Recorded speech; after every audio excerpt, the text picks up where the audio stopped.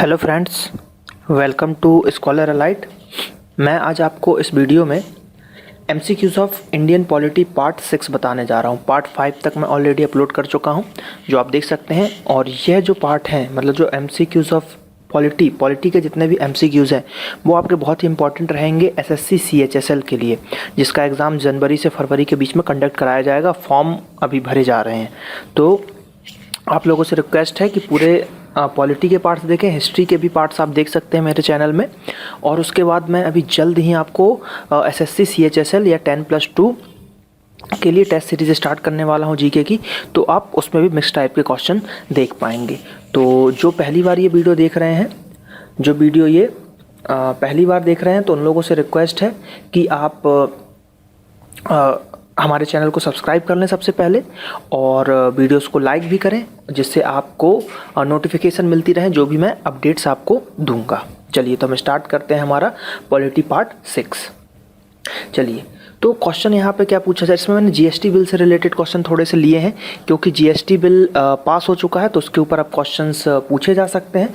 तो यहाँ पे जो हमारा पहला क्वेश्चन है वो क्या बोल रहा है कि जो जीएसटी बिल है आपका, गुड्स एंड सर्विसेज टैक्सेस है ना, टैक्स, तो वो फर्स्ट जो इंट्रोड्यूस हुआ था लोकसभा में, तो वो किस ईयर में हुआ था, है ना। वहाँ पे ईयर पूछ रहा है, किस ईयर में लोकसभा में पारित हुआ था, या इंट्रोड्यूस किया गया था, या मांग रखी गई थी। तो इसका आंसर हो जाएगा आपका 2014। 2014 में रखा गया था इसको लोकसभा में कि इसको आपको पारित करना है। ठीक, तो इसका आंसर हो जाएगा 2014, क्योंकि अब जीएसटी बिल पास हो चुका है। तो इससे रिलेटेड 1 से 2 क्वेश्चन आपको लगभग आने वाले अभी सभी एग्जाम में, मेनली एसएससी 10+2 में जरूर पूछे जाएंगे। जीएसटी से ऊपर कब हुआ, क्या हुआ, इस टाइप से क्वेश्चंस। ठीक है, चलिए अगला क्वेश्चन देखते हैं। गुड्स एंड सर्विसेज टैक्स जो है, ठीक, मतलब GST bill officially known as, मतलब इसको कौन सा अमेंडमेंट कहा जाता है जीएसटी बिल को। तो इसका जो आंसर हो जाएगा 122। Most IMP question, very IMP, पूछा ही जाएगा आपको एसएससी के एग्जामों में।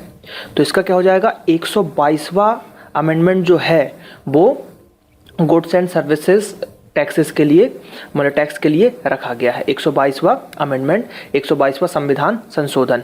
और संविधान संशोधन किस आर्टिकल के थ्रू होता है, आर्टिकल 368, जो कि कहाँ से लिया गया है, साउथ अफ्रीका से। ठीक है, चलिए,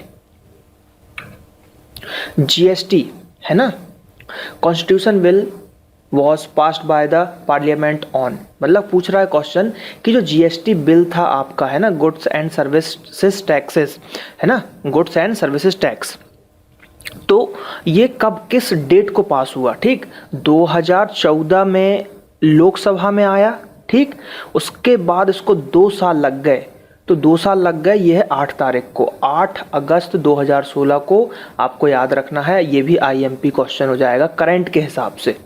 8 अगस्त 2016, करंट में भी ये पूछा जा सकता है, करंट के हिसाब से ये क्वेश्चन हो सकता है। तो 8 अगस्त 2016 को। अगला क्वेश्चन यहाँ पे क्या बोला जा रहा है कि जो जीएसटी बिल है ना, तो वो जीएसटी जो है किन के साथ डील करेगा, मतलब किस टाइप का वो टैक्स है, जो मतलब डायरेक्ट टैक्सेस को डील करेगा, इनडायरेक्ट को करेगा, स्टेट लेवल को करेगा, सेंट्रल लेवल को करेगा, किस टाइप के करेगा। तो इसका आंसर हो जाएगा आपका 2nd नंबर वाला, इनडायरेक्ट टैक्सेस, इनडायरेक्ट टैक्स। अगला जो मतलब जीएसटी है, इसके अंदर इनमें से, है ना, कौन सा एक प्रोडक्ट है या कौन सा सर्विस है जिसके ऊपर मतलब जीएसटी का नहीं होगा, है ना। तो वो है आपका अल्कोहल।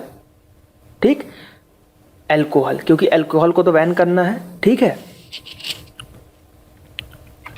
अगला क्वेश्चन क्या बोल रहा है यहाँ पे कि जो जीएसटी बिल, मतलब जैसे किसी स्टेट ने, है ना, क्वेश्चन समझिएगा, किसी स्टेट ने बोला कि हाँ हमारे, जैसे कि असम है ना, असम जो है वो एक फर्स्ट स्टेट बना था जिसने जीएसटी को मंजूरी दे दी थी, है ना। जीएसटी को क्या दे दी थी, मंजूरी दे दी थी असम ने।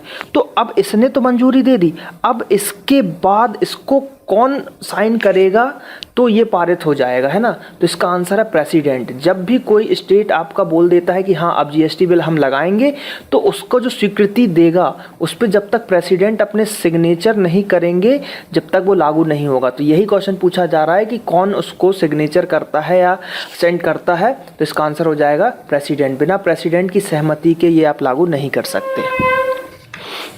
अगला क्वेश्चन देख रहा है कि जो ये हुआ था जीएसटी 122वां अमेंडमेंट, तो ये किस आर्टिकल के थ्रू हुआ था, मैं पहले ही बता चुका हूँ, आर्टिकल 368, जिसमें संविधान का संशोधन किया जाता है। और 122 जो है अमेंडमेंट वो किसके लिए है, आपका जीएसटी के लिए। याद रखिएगा, सभी आईएमपी क्वेश्चन है जीएसटी के।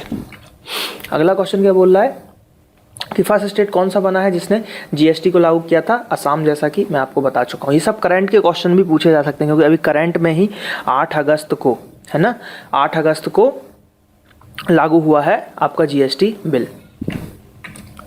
GST was first discussed in the report of, मतलब जो सबसे पहले किस रिपोर्ट में आपका ये जीएसटी हुआ था, तो सबसे पहले जो है केलकर टास्क फोर्स ने किया था, आज से 13 साल पहले। याद रखिएगा, 13 ईयर्स पहले ही इसको बोला गया था कि हमको मतलब करना है, लेकिन यहाँ पे बहुत टाइम लग गया इसको।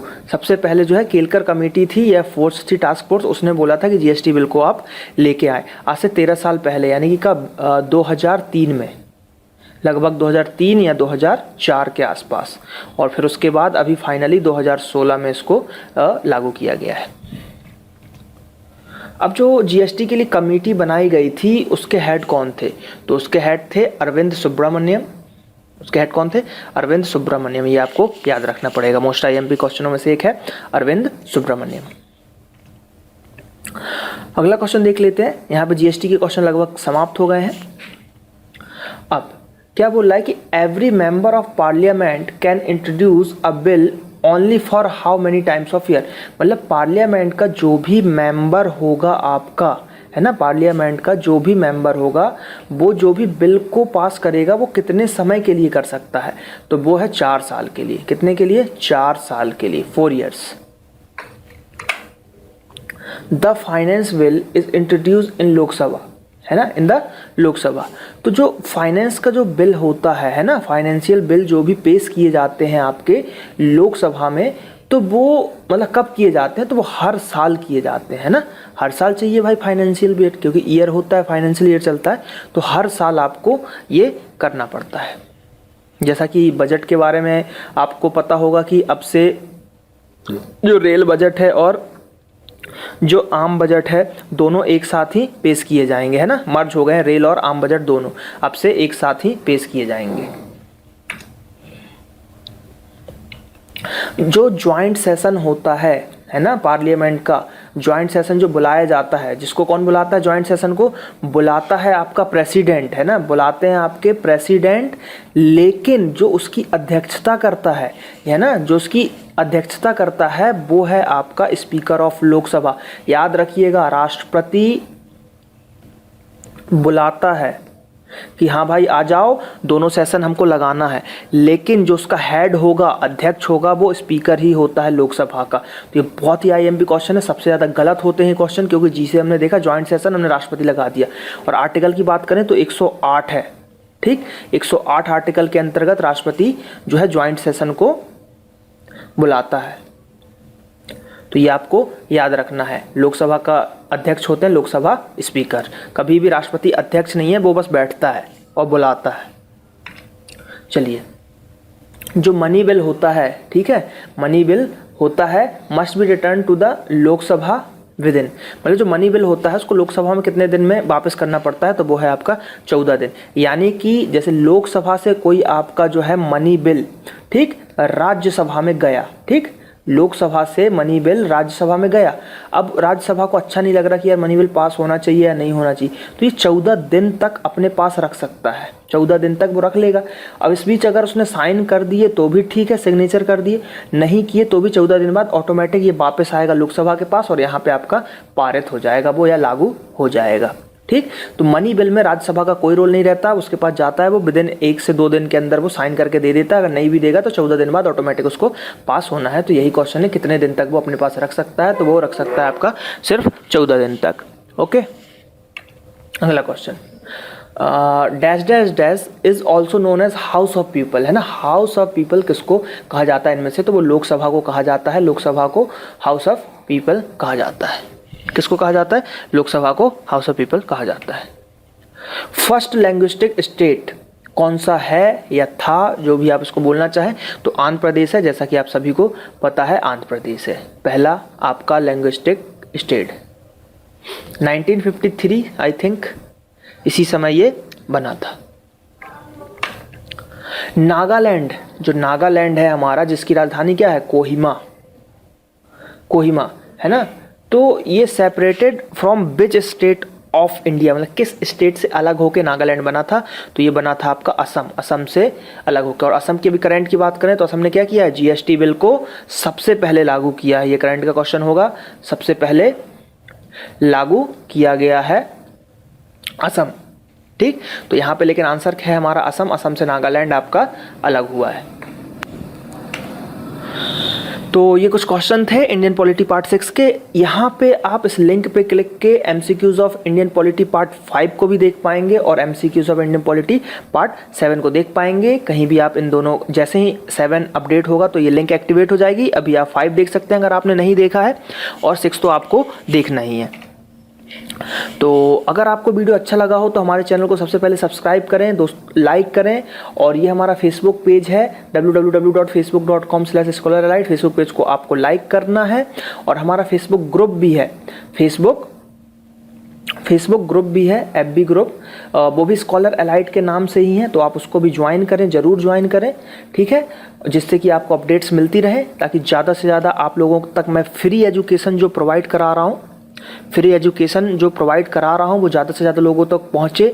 मेरा एम है कि जो लोग कोचिंग अफोर्ड नहीं कर पा रहे हैं, lack of money, lack of time और लैक ऑफ एनीथिंग, जिसके कारण से वो कोचिंग अफोर्ड नहीं कर पा रहे हैं, कोचिंग नहीं जा पा रहे हैं, चाहे उनके गांव में कोचिंग ना हो या शहर में कोचिंग ना हो, या जो भी फाइनेंशियल दिक्कत आ रही है, तो जो लोग नहीं पढ़ पा रहे हैं, देखिए अब बोलेंगे आप लोग कि यार इंटरनेट में भी तो पैसा लगता है। आजकल सरकार फ्री में नेट प्रोवाइड कर रही है। आप स्टेशन पे जाके वाईफाई देख सकते हैं, आपको फ्री वाईफाई मिल रहा है, ठीक है। एक बस स्मार्टफोन की ज़रूरत है आपको। स्मार्टफोन लगभग आजकल सभी के पास है, तो आप फ्री में एजुकेशन ले सकते हैं मेरे चैनल के माध्यम से। आपको नेट की प्रॉब्लम है, आप मोबाइल में यूट्यूब का ऐप डाउनलोड करें, जिसमें ऑफलाइन डाउनलोडिंग होती है। जहां भी आपको वाईफाई फ्री मिलता है उस समय आप वीडियोस को डाउनलोड कर लें ऑफलाइन मोड में, और उसके बाद आप उसको देख सकते हैं। और ऑनलाइन डायरेक्ट आपके पास अगर पीसी लैपटॉप है तो वहां से भी आप देख सकते हैं। तो नेट की प्रॉब्लम, जिनके पास नेट है अच्छी बात है, नहीं है तो आप स्टेशन या कहीं भी आप वाईफाई आपको बहुत जगह फ्री मिल जाएगा, ठीक है। और अभी तो जियो का ज़माना चल रहा है, जियो ने सिम दी है, तो फ्री वाईफाई अभी दिसंबर तक आप यूज़ कर सकते हैं। तो वीडियोज़ को ज़्यादा से ज़्यादा देखें, लाइक करें, सब्सक्राइब करें और हमारे चैनल से जुड़े रहें। Thank you.